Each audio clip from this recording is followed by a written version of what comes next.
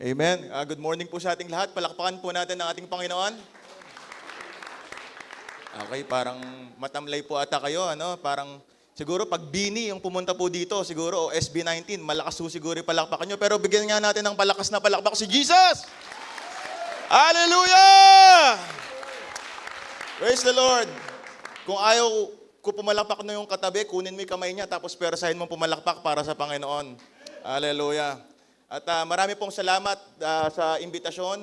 Unang-unang pagkakataon ko pong makapunta sa Visayas area. Pastor Raul Ruan, ang inyo pong regional head. Palakpakan po natin ng Diyos sa kanyang buhay. Ay kay Pastor Goody Cirillo, ang ating pong hub head. Palakpakan po natin ng Panginoon. Sa lahat ng ating mga pastor na nasa likod, volunteers and workers, palakpakan po natin ng Diyos sa kanilang buhay, sa lahat na nagplano ng kanyang convention. Marami pong salamat sa Panginoon dahil mabuti na tunay ang ating Panginoon. Sabi mo sa iyong katabi, mabuti ang Diyos.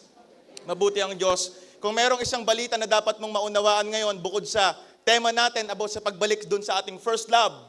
Ang ganda po ng inyong tema, return to your first love. Go back to your first love. Pero isang bagay na naunawaan ko, bakit kaya return to your first love ang tema ng YWAB Region 6? Dahil naintindihan ko, kaya ka nanlalamig sa Diyos kasi nagiinit ka na sa iba. Kaya ka napapalayo sa Diyos kasi mas napapalapit ka na sa iba. Yun lang naman po yan eh. Ibig sabihin, merong kumukuha ng pag-ibig mo na dapat sa Diyos, nakukuha ng iba. Pwedeng tao, bisyo, ano pa mang bagay. But right now, meron tayong isang motibo. Babalik tayo sa una nating pag-ibig. Sino po dito gustong bumalik sa pag-ibig ng Panginoon? Palakpakan natin ang ating Panginoon. Samahan niyo po akong manalangin. Tayo pong lahat ay pumikit. Aming Ama na makapangyarihan sa lahat, marami pong salamat sapagkat kasama ka namin ngayon. Sa oras na ito, Panginoon, wag akong makita kundi Ikaw. Hayaan mo, O Diyos, na magsalita ka sa aming kalagitnaan. Ibalik mo kami, Panginoon, sa pag-ibig. Sa pag-ibig mo. Sa presensya mo.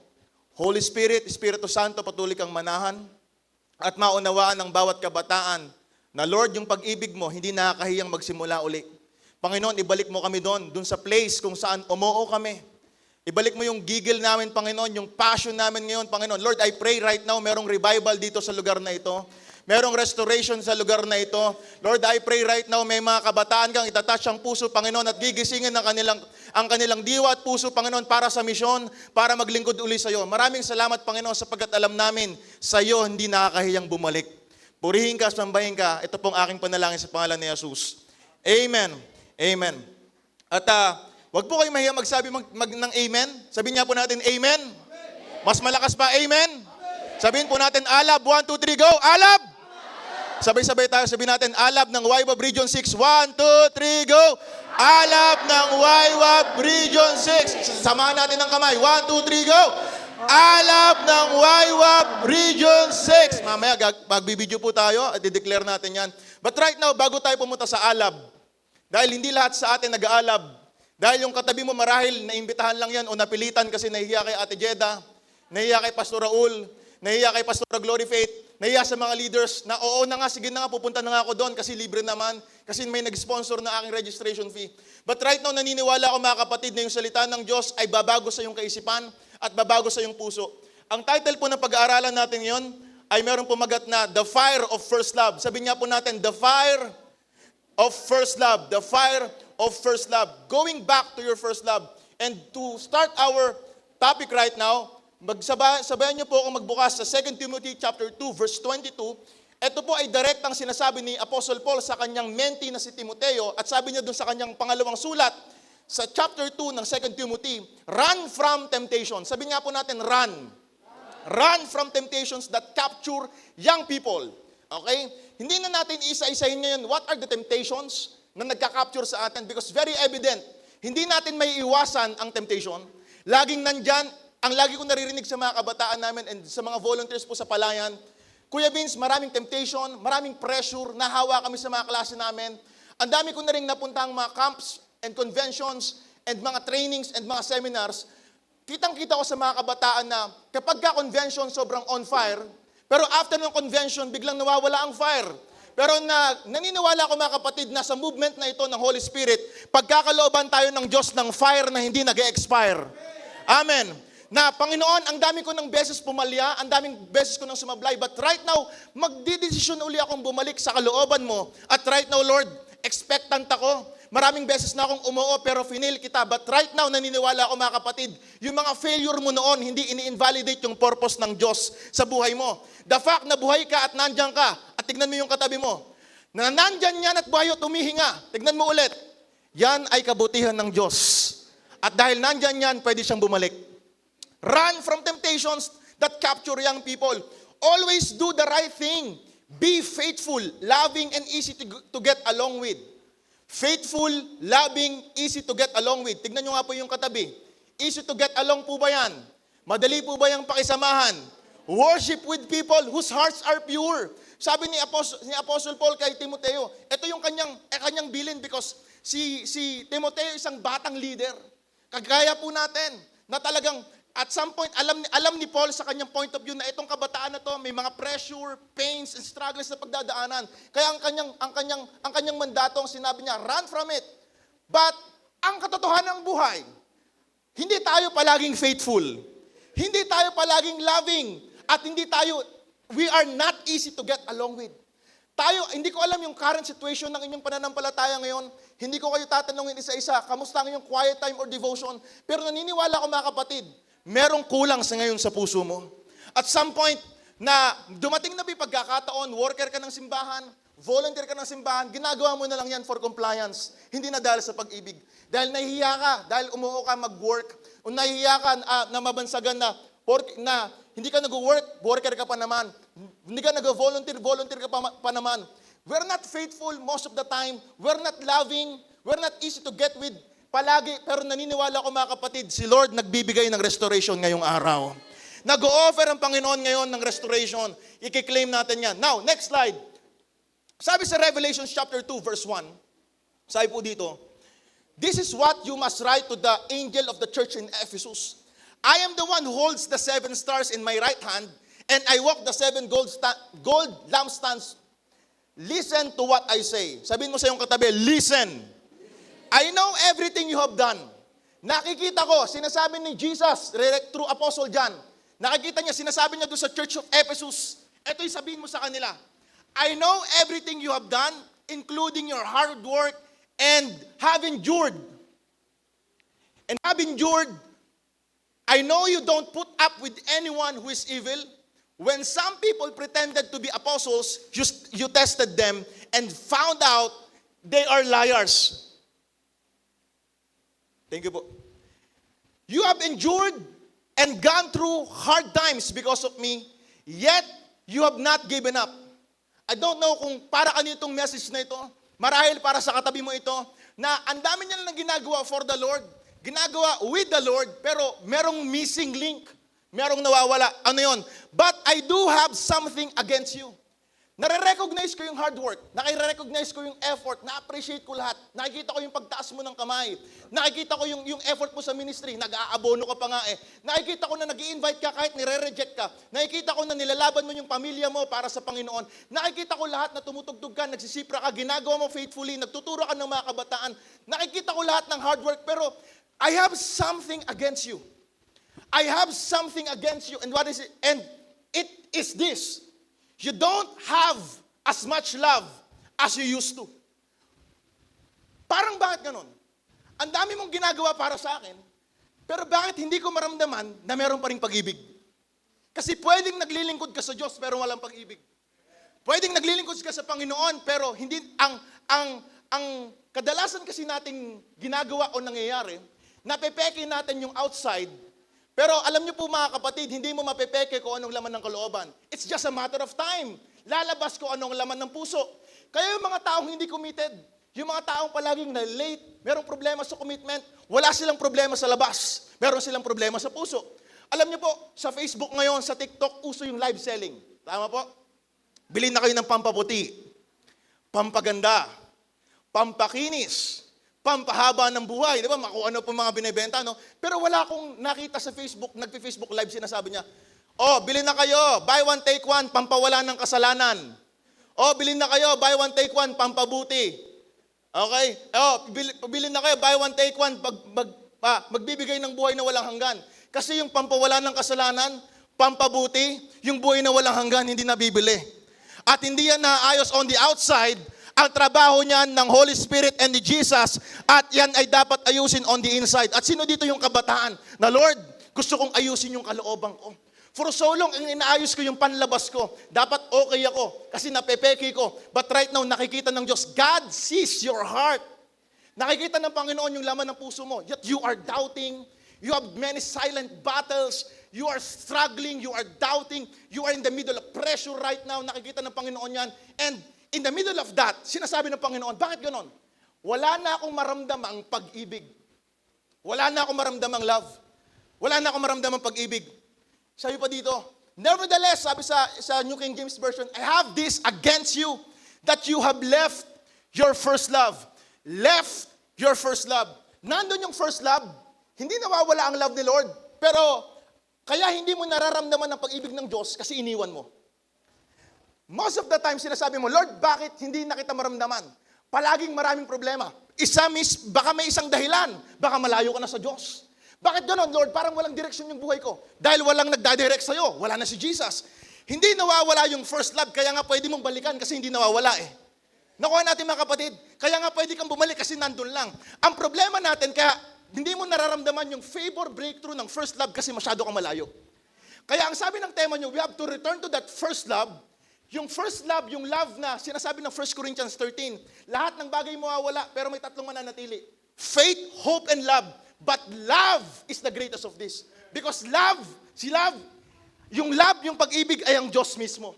Hindi lang siya loving God, hindi lang siya basta mapagmahal na Diyos, our God is love.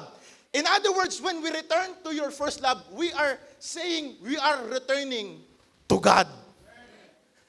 Amen. Sabi mo sa katabi mo, babalik tayo. Babalik tayo. Tingnan nyo, gising po ba kayo mga kapatid? Teka lang, parang hindi pang Wive of Region 6 yung message ko. Siguro pang Wive of Region 3 ito. Okay, dahil yung mga taga Wive of Region 6 sobrang on fire na. Siguro para sa kanila po ito, no? Siguro yung katabi po ninyo sobrang faithful kay Lord. Banal na, tama po kayo palagi. Ito pang palayan po talaga siguro yung message ko. Hallelujah. I have this against you. I have this against you. I recognize all your hard works, but praise the Lord. Merong pag-ibig na pwedeng balikan. But right now, gusto kitang kamustahin at gusto kitang tanungin. Gaano ka kalayo? I don't mean distance, pero kamusta ka at kamusta yung pag-ibig ng Diyos sa'yo? Think about where you have fallen from and then turn back and do as much as you did at first. If you don't turn back, I will come and take away your lampstand. Repent. Remember. Repent, return. Remember where you have fallen. Repent, magsisi ka. Pag sinabi nating repentance, merong complete na pagtalikod sa kasalanan and return to your first love. Yung repentance na ino-offer ng ating Panginoon is an open invitation to everyone. Na ang Panginoon iniimbitahan kang bumalik sa Kanya not out of anger, but out of love. Pinababalik ka ng Panginoon, kasi minsan ganito, naranasan nyo na po ba yun pagka ginabi tayo umuwi? Yung mga kabataan, ginagabi po ba kayo umuwi? Sumusuway po ba kayo sa mga magulang nyo? May pagkakataon kasi ako nun, sumuway ako sa tatay ko, ginabi ako ng uwi. At alam ko na ang mangyayari kapag ginabi ako ng uwi at minor teenager pa lang po ako nun. Yung tatay ko may hawak-hawak na pong pamalo. Teenager na ako may panakot pa siyang pamalo. Hindi naman niya talaga ako actually papaluin, pero may panakot lang siya pamalo. Para takutin. Kumbaga, meron akong expectation na kapag ginabi ako ng uwi, meron akong kasalanan, pag bumalik ako sa bahay, baka pagalitan ako. Alam mo sa Diyos, minsan nahihirapan kong bumalik sa Diyos kasi ang isipan mo, baka pagalitan ka. Nakakayang bumalik sa church kasi baka i-condemn ako. Ang dami kong pagkakamali, ang dami kong pagkukulang. Parang hindi ako welcome sa presensya ng Panginoon. Alam nyo, never ko na-imagine si Lord. Nababalik tayo sa Kanya at sasabihin niya sa atin, ikaw kasi o sisigawan niya tayo. I remember Peter, doon lumubog si Peter sa tubig. Noong na-experience niya yung wind, yung waves, si Peter lumubog Pero bago siya pagsabihan na bakit ka nag-alinlangan, ang ginawa ni Jesus, ni-reach out muna. Kasi ang concern ng Diyos, bago ka pagsabihan, sagipin. Gusto ka ng Diyos i-rescue ngayon. Alam mo, may pagsasabi, may pagtatama kasama yon, pero ang primary concern ng Diyos, gusto kanyang i-rescue kung nasaan ka ngayon. And right now, sino dito yung kabataan na, Lord, ito yung sitwasyon ko ngayon. Lubog na lubog ako sa silent battle. Lubog na lubog ako sa anxiety. Nasa edge ako ng depression, Lord. Yung pamilya namin, sobrang durug na. Sobrang nahihirapan na ako. Hindi ko alam kung makapag-aral pa ako. Hindi ko alam kung anong gagawin ko. Lubog na ako sa kasalanan, Panginoon. Kapatid, ang Diyos, sabi ng Biblia, ang kamay ni Jesus, ni-reach out niya kay Peter. At bago niya pagsabihan, diligtas niya muna. Ang concern ng Diyos ngayon sa'yo, gusto kanyang i-rescue. Sino dito yung kabataan na, Lord, gusto kong ma-rescue mo. Alam ko, pagsasabihan ako ng leader ko. Alam ko, pagsasabihan ako ng pastor. Pero tatanggapin ko yun. But right now, ikaw yung kabataan na, Lord, gusto kong ma-rescue mo ko. Gusto kong ma-rescue mo ko. We don't forget the promise. Alam mo, hindi mo naman nakakalimutan yung mga pangako ng Diyos. Ang nakalimutan mo yung promise keeper. Nakalimutan mo ang ating Panginoon. We don't forget the provision. Hindi mo naman nakakalimutan na may mga blessings na pinagkakalob sa atin ng Panginoon. But we forget that our God is the provider. We don't forget the resources, but we forget the source. We forget the source. We forget the provider. We forget our first love. But right now, babalik tayo sa Kanya. We will remember, we will repent, and we will return to our first love. Now, a very similar story sa Joshua chapter 7. Si Joshua ay kahalili ni Moses. And sa chapter 7, very interesting story, mga kapatid, dahil ito yung pagkakataon na lumaban sila sa Ai. Sabi nga po natin Ai. Ai, okay, bayan ng Ai. Context, Joshua chapter 6, nagkaroon sila ng victory against sa Jericho. Okay? Alam natin yung story, some of us, alam yung story na yan, but I will focus on chapter 7, verse 1. The Lord had said that everything in Jericho belonged to Him. But Achan, from the Judah tribe, took some of the things from Jericho for himself. And so the Lord was angry with the Israelites because one of them had disobeyed Him. Okay? Yung first love, kaya pwede kang bumalik dahil nandun lang. Pero may mga pagkakataon na kagaya tayo ng mga Israelita, especially itong si Achan, kasi nagtagumpay sila sa Jericho. Ang sabi ni Yahweh, lahat ng makukuha nyong samsam sa Jericho, dapat sa akin, wala kayong ititira. Pero si Achan at yung kanyang tribe, kumuha sila eh. Okay, basahin po natin. Verse 2, while Israel was still camped near Jericho, Joshua sent some spies with these instructions. Go to the town of Ai and found out whatever you can about the region around the town. The spies left and went to Ai, which is east of Bethel and near Beth-aven. They went back to Joshua and reported, you don't need to send the whole army to attack Ai. 2,000 or 3,000 troops will be enough. Sabi ni ng mga espiya kay Joshua, yung klase ng battle na ginawa natin sa Jericho, wag natin gayahin. Mga 2,000, 3,000 troops, mapapatumba natin yung Ai. Kayang-kaya natin. Maliit lang sila na city, which is in fact, sobrang, compare sa Jericho, sobrang mas simple at mas maliit na city lang talaga o na lugar ang Ai. Why bother the whole army for a town that's small? Minaliit nila yung Ai. Sabi sa verse 3, Joshua sent about 3,000 soldiers to attack Ai. But the men of Ai fought back and chased the Israelite soldiers away from the town gate and down the hill to the stone quarries. 36, sabi nga po natin 36 Israelite soldiers were killed and the Israelite army felt discouraged. Nagulantang sila, nagulat. Bakit? Sabi ng mga espiya, maliit lang yung Ai. Huwag ka na magpadala ng marami. 2,000, 3,000, sasapat na. Nagpadala si Joshua. 3,000 soldiers. Ngayon, yung 3,000, imbis na manalo, natalo, nalagasan pa. Okay? Kaya itong mga Israelita, especially si Joshua, their army, they felt discouraged. Why? Because akala nila they are on the winning side. Pero natalo sila. Pero alam niyo po ba mga kapatid, may mga laban sa buhay mo na palagi kang natatalo dahil merong root cause. Merong dahilan. Kaya sila natalo dyan kasi merong dahilan. Merong nagkasala. Okay? Mga kapatid, gusto kong i-establish yung punto na we can go back to our first love. Pero palagi mo lang din iiwan yung first love hanggat hindi mo fully nasusurrender lahat kay Jesus. Hanggat hindi mo naintindihan yung totoong pag-ibig ng ating Panginoon. Now, sabi dito sa verse 6, Joshua and the leaders of Israel tore their clothes. Ano talaga sila, nagdalamhati sila. Pinakita nila yung kanilang grief. And put dirt on their heads to show their sorrow. Kasi instead na manalo, natalo, nalagasan pa. They lay face down on the ground in front of the sacred chest until sunset. Grabe, maghapon sila nakaluhod, talagang umiiyak, nagsusumamo dahil nalagasan sila. 36 na tao. For so long, ang nasa isipan nila, we're on the winning side, nanalo tayo sa Jericho, kayang-kaya natin ang Ai. Pero anong nangyari? Natalo sila. Ano root cause?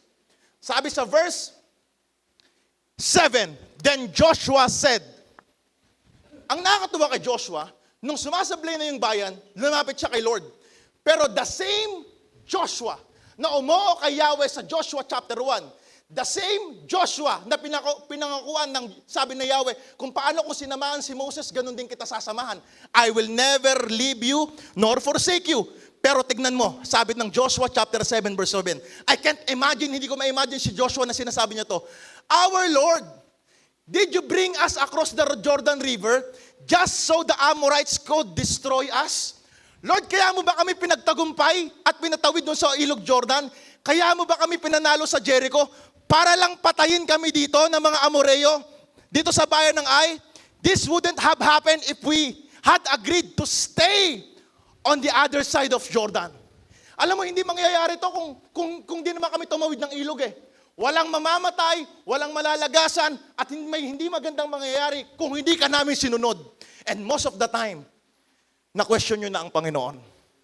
Most of the time, naisip nyo na Lord, bakit ganun? Simula nung umuo ko na magseryoso at mag-enroll sa SOW, na mag-volunteer, mag-worker ako sa church, imbis na mabawasan yung problema, mas nadagdagan pa. Bakit ganun, Panginoon? Simula nung lumalalim ako sa iyo, mas lumalalim din ata yung away ng aming pamilya. Mas lumalalim din ata yung problema.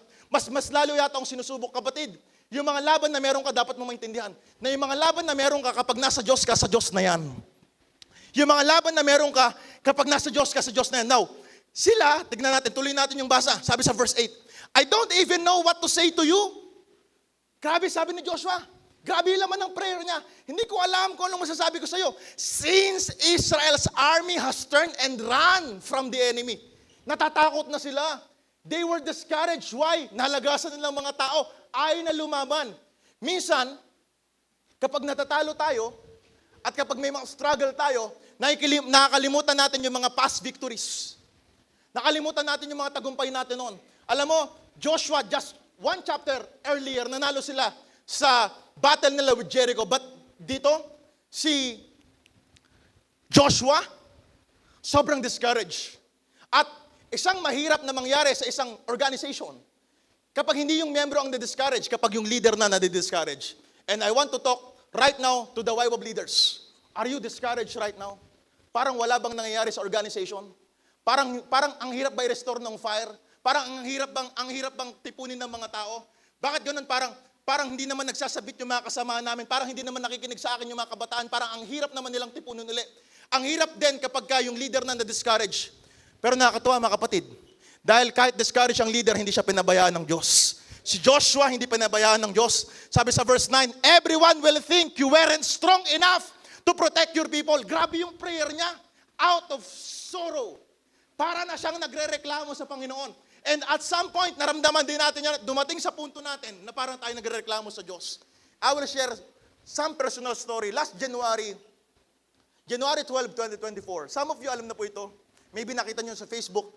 Pero January 12, 2024, namatay po ang aking nanay. January 13, kinabukasan, may meeting kami ng YWAM Region 3.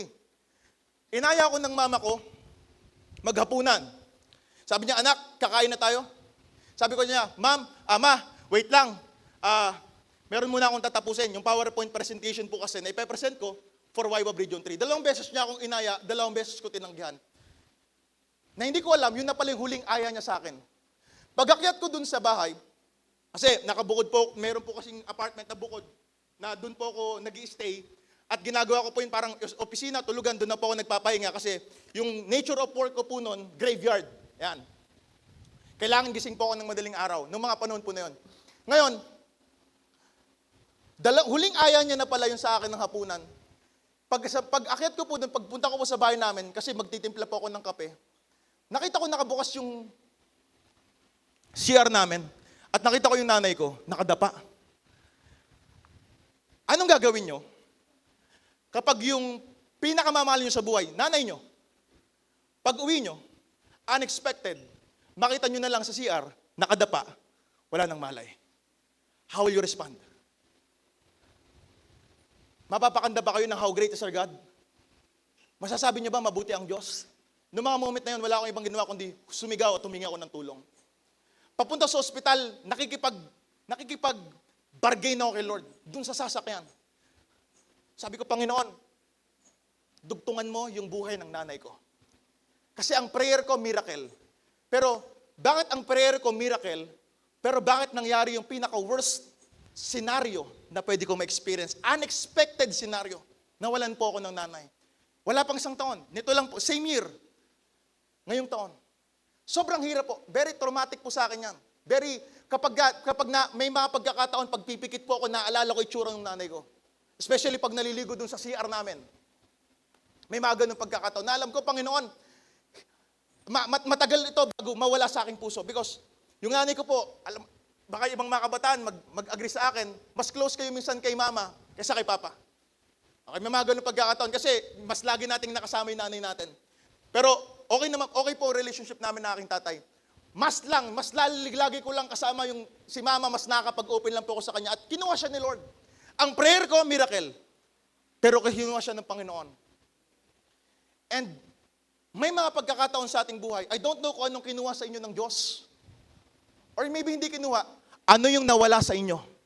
And nagrereklamo kayo sa Panginoon, na Lord, bakit ganon? Bakit nung nagseryoso na ako, bakit parang hindi naman seryoso sa akin yung environment at ang buhay? Na pwede ko sabihin yun sa Diyos. Pwede ko sabihin sa Kanya, Lord, faithfully, naglingkod ako sa iyo. Submissive ako sa aking pastor, sa aking leader. Kung anong papagawa niya sa akin, sang-ayon sa iyong kalooban, ginagawa ko. Pero bakit yung nanay ko pa? Bakit minsan may mga hindi magandang nangyayari sa mga Kristiyano? Bakit sa nanay ko pa? May mga pagkakataon na magrereklamo ko tayo sa ating Panginoon. Pero alam niyo po ba, since January hanggang ngayon, anong pag-ibig yung humawak sa akin? Yung pag-ibig ng Diyos. May chance ako para manlamig sa Diyos. I have the reason para magtampo sa Diyos. I have the reason para magduda sa Diyos. Pero hindi ko sasabihin na magdududa ako sa Panginoon at manlalamig ako sa Diyos. Dahil naniniwala ko, kahit gaano kabigat ang ibato sa atin ng buhay, mas matindi pa rin yung pag-ibig ng Diyos. Hindi ko alam kung ano yung nawala sa iyo ngayong taon. Hindi ko alam kung ano yung dumurog sa iyo ngayong taon. Pero naniniwala ko, pwede kang bumalik doon sa pag-ibig ng Diyos. At yun yung nag-sustain sa akin. Yung first love. Merong mother's love. Pero thank God, merong first love. And first love is the Father's love na kayang i-offer ng Diyos sa iyo ngayon. But you are Joshua right now. You are doubting. Merong pressure. At nagsireklamo ka sa ating Diyos. At nasasabi mo, everyone will think right now you weren't strong enough to protect your people. Now the Canaanites and everyone else who live in the land will surround us and wipe us out. Natatakot na. The same Joshua na tumawid sa ilog Jordan, the same Joshua na lumaban sa Jericho, sa Joshua chapter 6 sa Jericho, the same Joshua na nagrereklamo ngayon sa chapter 7 because may mga nawala sa kanila. Pero sabi ng Joshua chapter 10, verse 10, Joshua 7 verse 10, the Lord answered, sa bawat pagtawag mo sa Diyos, sasagot ang Diyos. At kapag sumagot ang Diyos, siguraduhin mong makikinig ka. Dahil dito, very important yung instruction ni Yahweh. Stop lying there on the ground. Huwag kayong magsisiiyak dyan. Get up! Sabi mo sa katabi mo, get up! O teka, wag po kayong tatayo. Wag po muna. Mamaya, may lunch break. Wag po muna ngayon. Stop lying there on the ground. Get up! Bakit? I said everything. Inuulit lang ni Yahweh yung instruction. Nire-remind, kasi minsan, may mga may mga hindi magandang nangyayari sa buhay mo dahil may mga utos kang sinuway sa Diyos. I said everything in Jericho belonged to me and had to be, sabihin nga po natin, destroyed. Destroyed. Had to be destroyed. But the Israelites have kept some. Sabihin nga po natin, kept some. Merong tinago. Okay? Diyan ho kasi nagsisimula yan. Sa mga kept some. Okay lang naman siguro magkaroon ng boyfriend, girlfriend, kahit teenager pa ako kasi hindi naman ako nakikita ni pastor. Okay lang naman siguro uminom ng alak kasi, o maglasing kasi hindi naman ako nakikita ng aking cell leader. Okay lang naman siguro magsugal-sugal kasi hindi naman ako nakikita. Okay lang naman siguro makompromise kasi hindi naman ako nakikita. Teka lang, bakit parang tahimik po kayo? Ay, oo nga pala, hindi po ito pang Region 6, pang Region 3 po ito, ano? Hindi po para sa inyo. Pero, tingnan yung katabi nyo. Baka siya huyan. Huwag naman ho sana, no? They kept some of the things for themselves. Alam nyo, dyan nag-i-start yung kasalanan. When you kept some, when you hide some, kapag meron kang tinatago sa Diyos, may hirapan ka talagang bumalik sa first love kung may hawak-hawak ka na hindi mo mabitawan kung nasaan ka ngayon. Para sumunod ka fully sa Diyos, may dapat kang bitawan para panghawakan at dapat panghawakan. Dapat umalis ka kung nasaan ka at bumalik ka doon sa pag-ibig ng ating Panginoon. They stole from me and hid what they took, then they lied about it. Grabe. They stole, they hid, then they lied. Nagkasala eh. Young people, YWABers, YWAB Region 6, ano yung mga bagay na tinatago nyo ngayon sa Lord? Ano yung mga bagay na hindi nyo masurrender sa Panginoon? Ano yung install nyo kay Lord? Ano yung mga bagay na tinatago natin o mga pinagsisinungaling natin sa ating Panginoon? That's why, kahit merong revival, na-revive ka dun sa church pero hindi ka na-revive sa bahay. Na-revive ka dun sa church pero pag uwi mo ng trabaho, ganun ka pa rin naman. Bumabalik ka dun sa dating pamumuhay kasi merong ugat kung bakit nagkakaganyan. At yun yung gustong ituro sa atin ng ating Panginoon. Gusto niyang hugutin. Ngayon, sabi ng Lord, sabi niya kay Joshua, I said everything in Jericho belong to me. Pero meron sa inyo, nagtago. Kaya kayo natatalo, ang gustong i-establish, ang gusto nating i-establish ngayon, pwede kang bumalik dun sa first love. Possible, kasi kaya nga pwedeng balikan kasi laging present, constant pag-ibig ng Panginoon.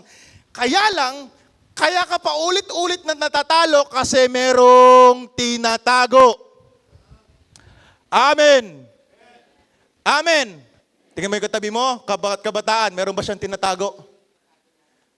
Meron ba yung tinatago, YWABer? Meron ba siya tinatago? Ano yung tinatago niya? I don't know your addictions right now. I don't know ano yung iyong thought process right now. Hindi ko alam ano pinapanood nyo tuwing late night. Hindi ko alam kung nasan kayo ng barkada nyo tuwing Saturday evening. Hindi ko alam kung anong ginagawa ninyo kapag kayo na lang o kapag ikaw na lang mag-isa. Pero everything na tinatago mo sa Diyos ay nakikita ng Diyos. Tinatago mo yan sa iba pero nakikita ng iba, nakikita ng Diyos. Hindi nakikita ng leader mo pero nakikita ng Diyos. Nagsisinungaling ka sa tao pero hindi ka makapagsisinungaling sa Diyos. Pero kahit napakarumi mo, pwede kang bumalik sa pag-ibig ng Diyos. I don't know kung sino ito. Maybe nagsiserve ka kay Lord, pero bakit ganun? Nagpapatuloy ako sa pagkakasala. Nako-compromise ang pulpit. Nako-compromise ang ministry. But right now, we will return to the sacred place, dun sa banal na trono ng Diyos na umibig sa atin at nagmahal sa atin. Then they lied about it. What they stole was supposed to be destroyed. Alam mo, may mga hawak ka ngayon sa buhay mo, inaalaga ang relasyon na hindi naman dapat durugin. Kaya nahihirapan kang magpatuloy sa Diyos kasi it's supposed to be destroyed. Sabi ng inyong mga leaders, dahil meron daw dapat ma-destroy. Hindi mo ka ang dapat ma-destroy. Dapat yung mali ang dapat ma-destroy. What they stole was supposed to be destroyed. And now Israel itself must be destroyed. Yung hinahawakan mo, Yung pinahawakan mo na hindi sang-ayon sa kalooban ng Diyos. Kapag nagtagal na pinabayaan mong hawak mo yan, yan yung dudurog sa buhay mo. Kaya hindi mo ba naintindihan, may mga plano ka na hindi natuloy, pero yung mga plano mo na hindi natuloy, parte ng mas malaking plano ng Diyos sa buhay mo. Kaya ipagpasalamat mo yung mga plano mo na hindi natuloy para mangyari yung plano ng Diyos. Kasi nakita ng Diyos, yung plano mo kapag natuloy, madudurog ka. Pero yung plano ng Diyos, masasaktan ka man, pero mas mabubuo ka. Yung akala mo na ikinadurog mo, pagdating sa Diyos, yun pala yung magbubuo sa'yo. Palakpakan natin ng Panginoon. I cannot help you anymore. Grabe, galing kaya mo eh. I cannot help you anymore, but there's a word. There's a connecting word. The word is until. Sabi niya po natin, until. Hanggat hindi nyo ginagawa. Until you do exactly what I have said. Kaya importante nakikinig ka sa Panginoon. That's why Israel turns and runs from its enemies instead of standing up to them. Kaya yung mga Israelites, sinamahan ko na sa battle, dapat laging mananalo yung mga yan. Eh kaso, natatalo, umuurong, naduduwag, kasi merong tinatago. But right now, Waywab Region 6, maraming pagkakataon, maraming battles, maraming laban, nanatalo tayo noon. I don't know yung health status ng Waywab ninyo. Dry ba? Regular ba ang youth fellowship? Regular ba ang youth service? Strong ba ang campus ministries and small groups? I don't know the status right now of your organization. But right now, ikaw muna. Sarili mo muna. Kamusta ka sa Diyos? Kamusta ka? Bago mo i-influence yung iba, kasi yung pagbabago yung pag-ibig ng Diyos, imposible mong maibahagi sa iba kung hindi mo muna maranasan. Hindi mo naintindihan yung first love. Hindi mo naintindihan yung God's love. Ang hirap sa iyong ibahagi yung gospel kasi hindi mo fully naintindihan gaano ka kamahal ng Diyos. Alam niyo, dapat pinag-uusap, isa sa, lagi ko sinasabi sa mga volunteers natin sa Palayan. Ang lagi nating focus, discipleship and evangelism. Yan palagi, discipleship and evangelism. Pero may mga pagkakataon na, ang hirap mag-disciple, ang hirap mag-evangelize. Alam mo, dapat yung discipleship, evangelism, lahat dapat ng na-disciple mag-evangelize at lahat ng na-evangelize dapat mag-disciple. Yan yung cycle niyan eh. Yan yung process. Pero bakit ganon? Kahit na nag-work tayo for the Lord, natatalo. Kasi merong tinatago. Tell the people of Israel, tomorrow you will meet with the Lord your God. But hindi yung tomorrow. Today, we will encounter and we will meet with the Lord. Kakatugpuin natin. The Lord, na-experience na kita dati. Actually, same place, dito rin sa church na to, naranasan kita, na-revive ako. Nagtangs pa nga ako nun, naalala ko, sinuko ko sa lahat. I said to you, Lord, but right now, I'm struggling with shame. I'm struggling with pain. I'm struggling with doubt. Nakakahiya ko, ang dumidimi ko. Pero sabi ni Lord, tomorrow you will meet with the Lord your God. So make yourselves acceptable to Him. Ino-honor ng Diyos yung buhay na karapat-dapat sa Kanya. Huwag natin babaan ng standard, banal ang Diyos. Hindi ang Diyos ang mag-a-adjust sa ugali natin. Patatawarin ng Diyos yung kasalanan natin, pero tayo dapat tanggapin natin yung kabanalan ng Diyos sa buhay natin. Tinanggap mo na rin yung pag-ibig ng Panginoon, tanggapin mo na rin yung katuwiran at kabanalan ng Diyos. Mahal ka ng Diyos, patatawarin ka ng Diyos, i-restore ka ng Diyos, pero pwede ba ngayon seryosohin mo na? Na Lord, kailangan kong tulungan sila Pastor Raul. Kailangan kong tulungan yung mga pastor ko, mga leader ko. Gusto kong maging part ng vision ng Youth with a Vision. At gusto kong mangyari yung pinagagawa mo sa akin. At magsisimula yon ngayon. Magdidesisyon ka ngayon. Amen. Say mo sa katabi mo, ngayon na. Ngayon na. We will make ourselves acceptable to God to worship Him. They worship the Lord. Nagkaroon ng consecration sa panahon na ito. The Lord says that you have taken things that should have been destroyed. You won't be able to stand up to your enemies until you get rid of those things. Babalik ka sa first love, pero hindi ko alam baka bumalik ka na uli baka pang 6 love mo na. Hanggat hindi nag-get rid yung mga bagay na panginahawakan mo ngayon. Now, kung babalik tayo sa ating first love, make sure sa bawat stages ng pagbalik mo, binitawan mo ang dapat binitawan, isinuko ang dapat isuko, at nagpakatotoo ka sa Diyos. Sa mundo, ang hirap magsimula uli. Maghinto ka sa pag-aaral, tapos mag-enroll ka uli, yung mga kasabayan mo, nakagraduate na, ikaw parang 3rd year, 2nd year ka pa lang, medyo nakakahiya. Sa negosyo, nakakaya mag-start uli. Nalugi yung negosyo mo, paulit-ulit. Tapos nagsimula ka uli. Medyo nakakahiya. Pero sa Diyos, hindi nakakahiyang magsimula uli. Hindi ko alam kung pang ilang oo mo na. Hindi ko alam kung pang ilang attend mo na ng ganitong klaseng convention. Pero kay Jesus, hindi nakakahiyang magsimula ulit. Yung ibang tao titignan ka nila base sa mga nagawa mo, pero ang Panginoon ang nakikita niya yung puso mo na uhaw na magsimula uli sa Diyos. At naniniwala ko ang Region 6 at yung katabi mo ay handang magsimula uli sa Panginoon. Hindi nakakaya, palakpakan natin Panginoon, wag natin pong pigilan. Hindi nakakahiya magsimula uli sa ating Panginoon. Let's get rid of those things. What you are hiding right now? Ano yung hinahide mo? 2 H yan eh. Hinahide saka hinuhold. Ano yung tinatago mo? Ano yung hinuhold mo? Wrong relationship? Bisyo? Porn addiction? Gambling? I don't know your current status right now, but you can come to God. Huwag kang mahiyang magsimula uli sa Diyos. Uulitin ko, huwag kang matakot magsimula uli sa Diyos. Pwedeng, kung nanghihingi ka ng sign, Lord, kailan ako babalik, kailan ako magsisimula, ito yung senyales mo na ngayon kapatid, huwag ka nang bumalik sa kasalanan at bumalik ka sa pag-ibig ng Panginoon.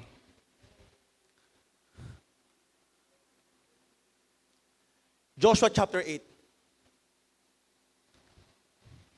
The Lord told Joshua, don't be afraid. Sabi mo sa katabi mo, don't be afraid. And don't be discouraged by what happened at the town of Ai. Alam ko, nung unang laban nyo, may tinago kayo eh. Kaya kayo natalo. Pero inuulit, nire-remind ni Lord dito kay Joshua yung promises sa chapter 1. Don't be afraid. Don't be dismayed. Don't be discouraged. As I was with Moses, so I will be with you, and I will never leave you nor forsake you. Take the army and attack again. I love the word again. Sabi niya po natin again. Again. Again. Again. Kasi merong power yung word na again. Because umuo kayo na kay Lord before. Pero magsisay yes tayo ulit again ngayon. Sumunod ka na sa Kanya actually before. At sinuko mo na yung buhay mo sa Kanya noon. But you fail. But this time, we will try again. Susubukan natin uli with God. And I really feel in my spirit na ang Panginoon merong movement dito sa gawain nyo dito. At naniniwala ako merong apoy na pinagkakatiwala, fresh fire from heaven ang Diyos sa Waywab Region 6. Pero merong dapat ayusin. Meron lang dapat ayusin. Kailangan natin consecrate because the Lord is always available and willing to revive us and restore us. But to receive that fire, we have to get rid of those things. For us to go back to our first love, we have to get rid of those things. Lumabas dun sa cave kung saan ka nagtatago at i-expose mo yung sarili mo sa Diyos. Kung sa tao ka magpapakatotoo, pwede kang i-condemn. Pero sa Diyos, hindi nakakahiyang i-expose yung totoong ikaw. Dahil mahal ng Diyos yung version mo na hindi mo napapakita sa ibang tao. Yung version mo na hindi nakikita ng iba, nakita ng Diyos. At kahit ganun, mahal ka pa rin niya. Palakpakan natin ng Panginoon. Yung version mo na nakakahiyang ipakita sa iba, nakita ng Diyos at kilala ng Diyos. Pero kahit ganun, mahal ka pa rin niya. But first, attack again, worship again, mag-small group again, mag-meeting uli again, mag-meeting kayo ulit, mag-mentoring uli. Teka lang, cut ko yun. Mag-mentoring uli, mas mahalaga ang mentoring kaysa meeting para sa akin. Most of the time, busog na busog tayo sa meeting, but kulang sa mentoring. Encourage ko mga YWAM leaders, mamaya, kwentuhan po tayo. Strengthen natin ang mentoring. We cannot undervalue mentorship. Hindi natin mababago yan. We need somebody, we need someone talaga na ilo-look up natin at magko-cover sa atin. Marami kasing kabataan, ang tingin natin sa ating sarili, kaya na natin. Kailangan natin yung mga pastor natin at leader natin para i-guide tayo. Huwag tayong matakot. Hindi sila kalaban, they are partners. At hindi mo maka-question ang integrity ng isang leader na 30, 40 years in the ministry at ginawa niya yun faithfully sa Panginoon. Kaya mga kakapwa ko, YWAM leaders, makipag-partner tayo sa ating mga mentors. Amen! Amen. Now, don't be afraid, don't be discouraged. Order the part of the army to set up an ambush on the other side of the town. I will help you defeat the king of Ai and his army, and you will capture the town and the land around it. Destroy Ai and kill its king, as you did at Jericho. As you did at Jericho. As you did at Jericho. In other words, kung paano ka nagtagumpay sa Jericho, uulitin natin ngayon. Dahil kasama nyo na ako. But you may keep. Tingnan mo yung restoring power ni Lord. Ang instruction ng una, walang ititira. Sa Jericho. Pero pagdating sa Ai, pwede na kayong magtira. Pwede na kayong kumuha. You may keep the livestock and everything else you want. Kasi saan galing? Instruction na ni Jesus. Kaya naman ka ikaw sumasablay kasi hindi ka nakikinig sa utos ng Diyos. Joshua made sure every building in Ai was burned to the ground. He told his men to kill the king of Ai and hang his body on a tree. Then at the sunset, he told the Israelites to take down the body, throw it in the gateway of the town, and cover it with a big pile of rocks. Those rocks are still there. And the town itself has never been rebuilt. In other words, sumablay sila sa chapter 7, pero nagtagumpay sila sa chapter 8. Going back to our first love is always possible. But you don't need na magtago sa Diyos. You don't need na hindi magpakatotoo sa ating Panginoon. Pwede mong i-express yung totoong version mo kay Jesus. And right now, sino dito yung kabataan? Na Lord, maraming pagkakataon natalo ako. Maraming pagkakataon nagtago ako. And actually ngayon, Lord, meron akong tinatago. Ba't ganun yung in-invite nyo mag-speak? Ate Jeda, ba't si Kuya Vince yung in-invite nyo mag-speak? Pinatamaan tuloy ako. Parang nahack niya yung cellphone ko, nababasa niya ata yung mga nangyayari sa amin. Pero naniniwala ko mga kapatid, kung tinatama ka ni Lord, kung tinatamaan ka, ibig sabihin tinatama ka ni Lord. At kung tinatamaan ka, tinatama ka, ibig sabihin hindi sayang yung registration, pamasahe, gayak mo para pumunta dito.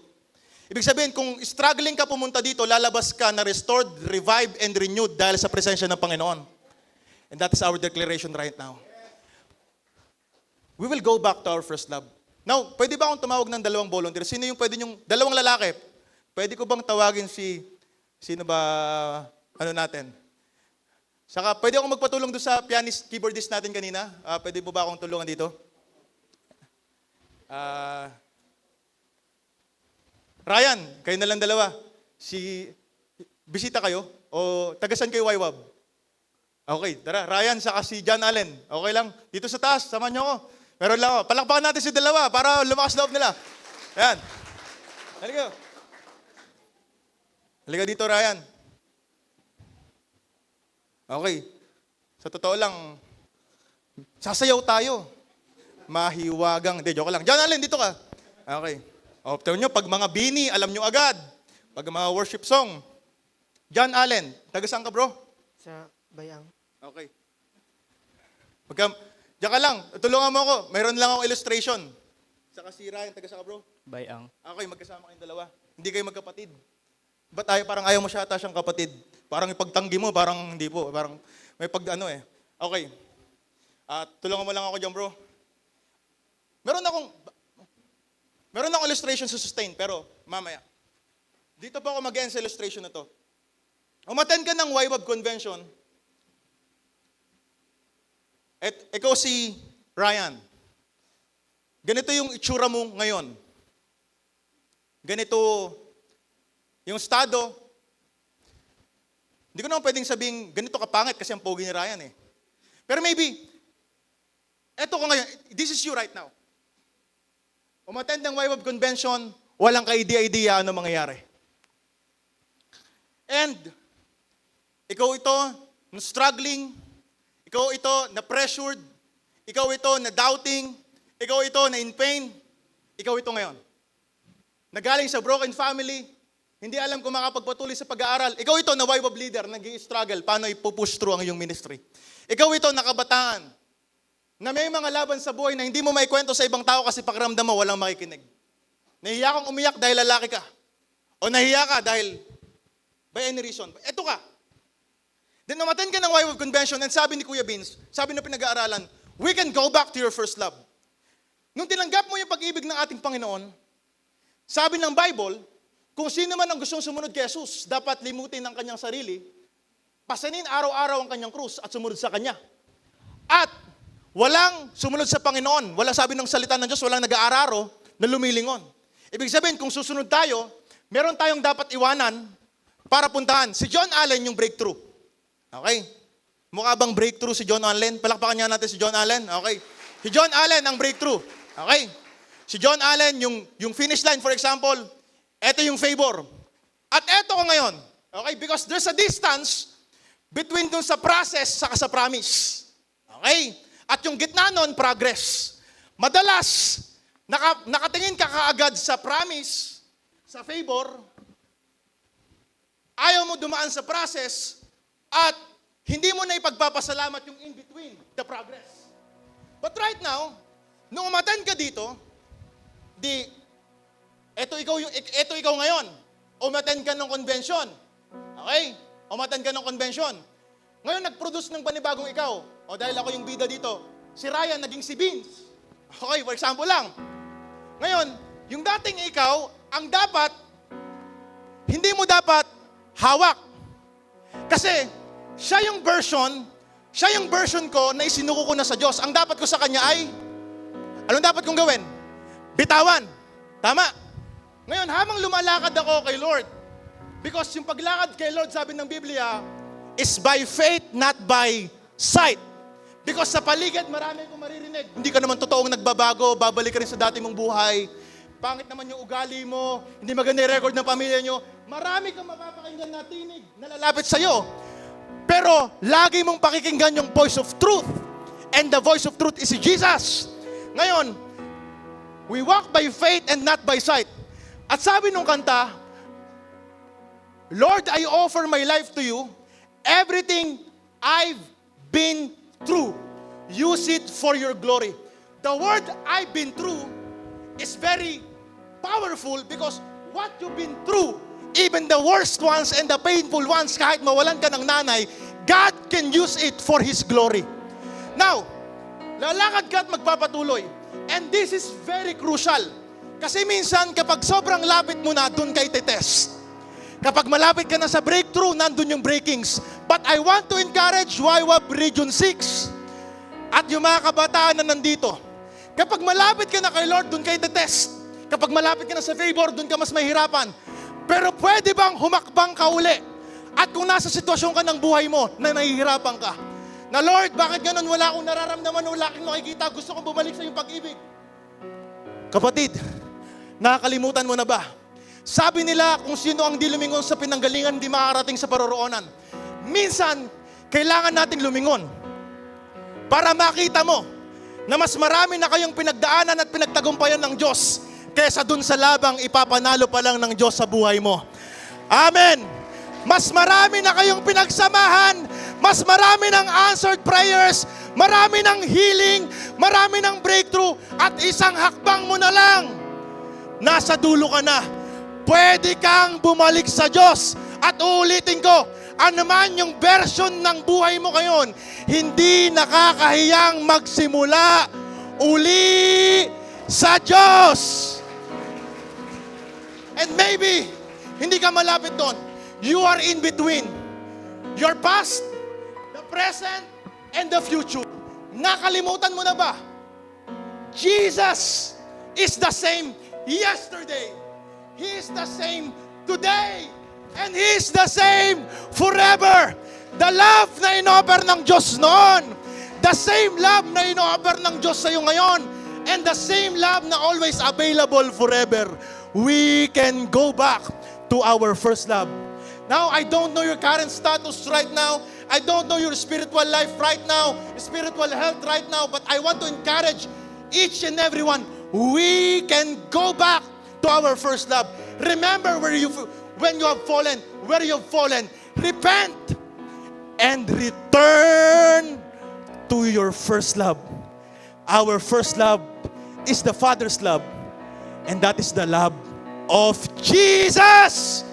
Yung pag-ibig ng Diyos nasasalo sa'yo. Yung pag-ibig ng Diyos na, Lord, kahit anong ibato sa akin ng paligid, masasaktan ako, para akong matutumba, magtatampo ako, pero kahit mahirap, lalakad ako, palapit sa'yo, aabutin kita, dahil mahal kita kaysa sa buhay ko. At ito yung pagkakataon na ibibigay mo yung buhay mo sa Diyos. Maraming pagkakataon umuo ka sa Diyos, pero ito yung pagkakataon na yung oo mo, totoo na, dahil ire-restore at ire-revive ka ni Jesus. Amen. Most of your life, and many, many times, sobra ka nasaktan, sobra ka nahirapan. But right now, make room for Him. Because His way is better. His way is better. Now, sino dito yung kabataan na gusto magsimula ulit sa Diyos? Na, Lord, I want to return to your first love, to my first love, to your love, to the Father's love. Balakbakan natin si Ryan, balakbakan natin ng Diyos si Ryan. John Alan, thank you. Balakbakan natin ng Panginoon. Okay na, brother?